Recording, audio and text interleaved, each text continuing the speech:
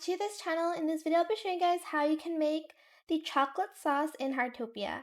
So you'll need 4 cocoa beans. You do have to be level 12 of the gardening hobby. Oops, I selected the wrong one.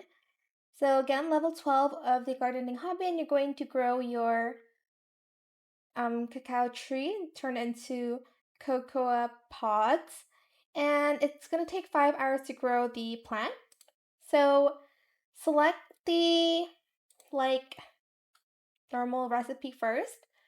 Oh, sorry, the mixed jam one. And then you're just going to replace everything with the cocoa bean like this. Start cooking and you'll get chocolate sauce. So I'm just going to wait for this to load. Well, to cook, I guess.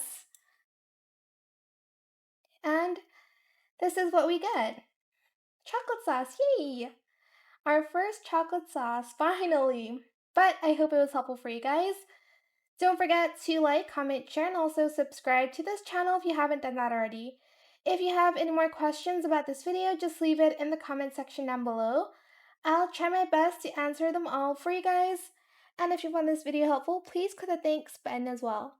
That is it. Thank you so much for watching. Bye!